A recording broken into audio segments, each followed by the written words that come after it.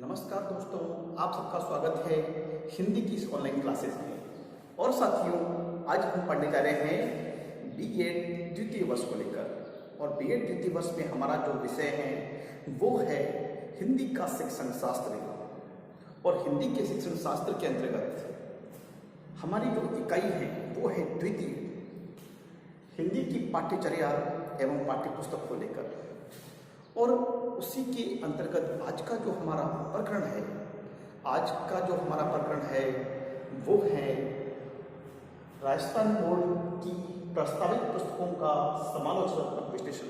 साथियों, सबसे पहले आपको हिंदी दिवस की हार्दिक और हृदय की अनंत गहराइयों से आपको बहुत बहुत शुभकामनाएं, क्योंकि आज ही के दिन वो दिन था जब हमारी संविधान निर्मात्री सभा ने एक 14 सितंबर 1949 को, जब सबसे पहली बैठक होती है 9 दिसंबर 1946 को संविधान सभा की, और उसमें जब बात रखी जाती है कि आपको अपनी मातृभाषा के लिए कौन सी भाषा को चुनने का आपको अधिकार है, तब संविधान निर्मात्री सभा के सामने एक प्रश्न खड़ा होता है कि हमें अपने संविधान के लिए मातृभाषा के रूप में कौन सी भाषा का चयन करना चाहिए। तब हमारी संविधान निर्मात्री सभा जो है वो एक निर्णय पे पहुंचती है, और वो निर्णय पे पहुंचती है इसलिए कि हमारी जो हिंदी भाषा ही हमारी मातृभाषा होगी और यही राष्ट्र के निर्माण में एक निर्मात्री भाषा होगी। और हमारी हिंदी भाषा निर्मात्री सभा और इन सब ने मिलकर हिंदी भाषा को दर्जा दिलवाने के लिए संघर्ष किया। और संविधान की जो निर्मात्री सभा है उन्होंने मिलकर बाबा साहब के साथ मिलकर हिंदी भाषा को संविधान की भाषा 14 सितंबर 1949 को घोषित किया था। और उसी को मद्देनजर रखते हुए प्रत्येक 14 सितंबर को हम हिंदी दिवस के रूप में मनाते हैं। तो साथियों, ये बहुत शॉर्ट सा परिचय था आपके लिए। और अब हम बढ़ते हैं हमारे प्रकरण की ओर। प्रकरण हमारा है राजस्थान शिक्षा बोर्ड की पुस्तकों का समालोचनात्मक अध्ययन। आप समालोचनात्मक अध्ययन कैसे करेंगे? साथियों, सबसे पहले समझने की बात हमारे लिए इस प्रकार से है कि वर्तमान समय में जो हमारा राजस्थान माध्यमिक शिक्षा बोर्ड अजमेर जो है, किस प्रकार से उसने पाठ्यक्रम को आपके समक्ष रखा है, उस पाठ्यक्रम के अंतर्गत हम लोग क्या करते हैं कि उस पाठ्यक्रम को पढ़ के उसमें परीक्षाएं देते हैं और उत्तीर्ण होकर हम अपना लक्ष्य की प्राप्ति करते हैं। तो साथियों, पाठ्यचर्या के अंतर्गत हम किसी चीज़ का समालोचनात्मक विश्लेषण करते हैं तो उसमें किन पक्षों को देखते हैं?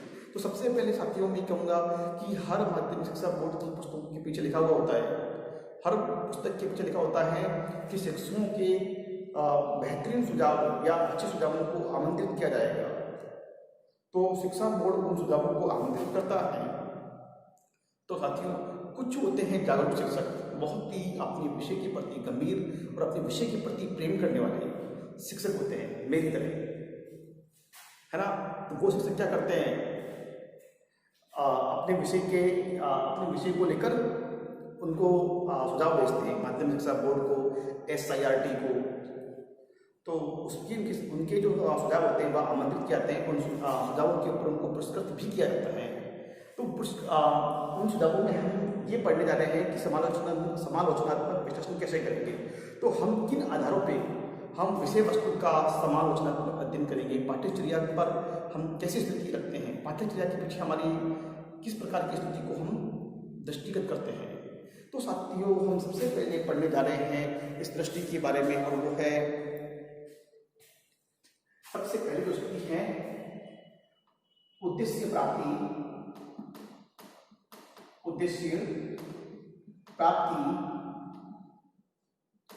की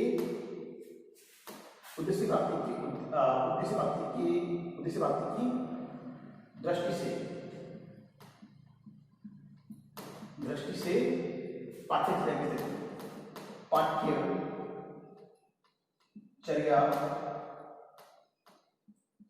की स्थिति।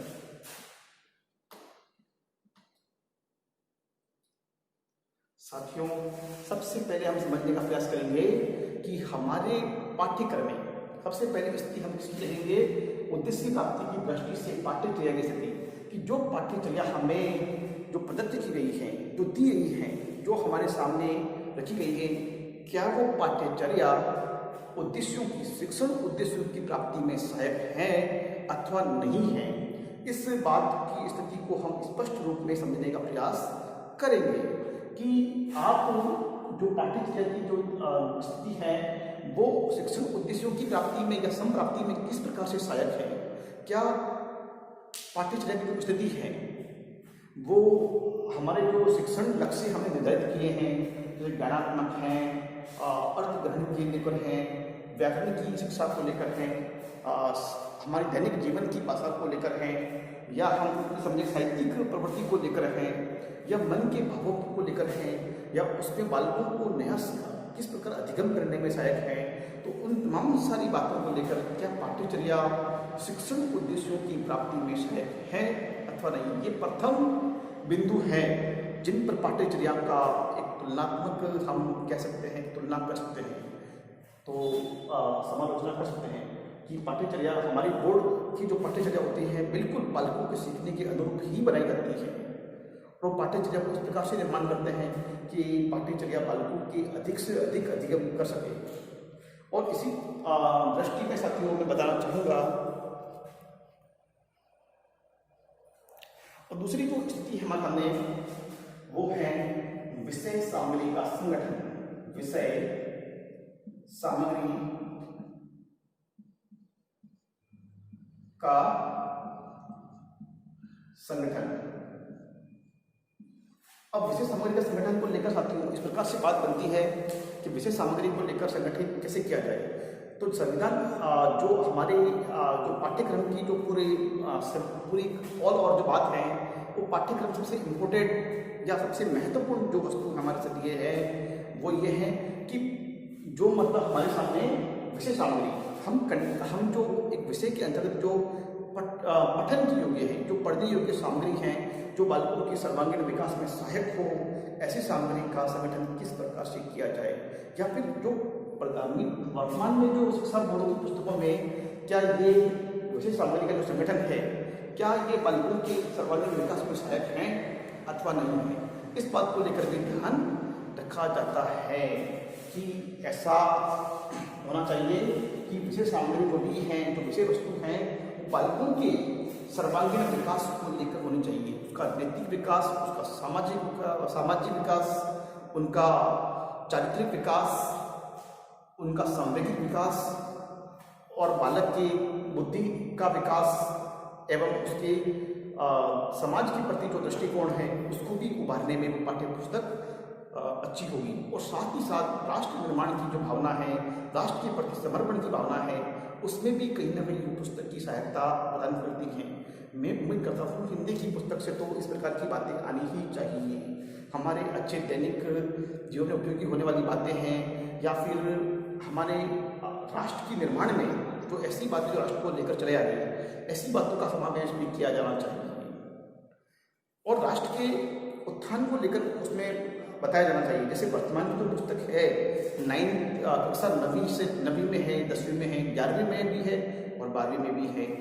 स्वामी विवेकानंद को लेकर बहुत ही सुंदर सा उदाहरण दिया गया है। विवेकानंद हम सभी विद्यार्थियों के एक आदर्श है, एक मार्गदर्शक हैं, एक हम पथ के उनके पीछे अनुगामी हैं, हम उनके पथ के अनुगामी हैं, क्योंकि वो पथ पर पहले चल चुके हैं, हम उस पथ पर चलने का प्रयास कर रहे हैं। तो हम ये कह सकते हैं कि वर्तमान समय में जो पाठ्यक्रम की जो पुस्तकें हैं उनमें इन सभी बातों का ध्यान रखा गया है। तो साथियों मैं सोच रहा हूँ कि आज के लिए इतना ही, और इसके बारे में अगले बिंदुओं के बारे में हम चर्चा अगले वीडियो में करेंगे। तब तक के लिए बहुत बहुत धन्यवाद। जय हिंद, जय भारत।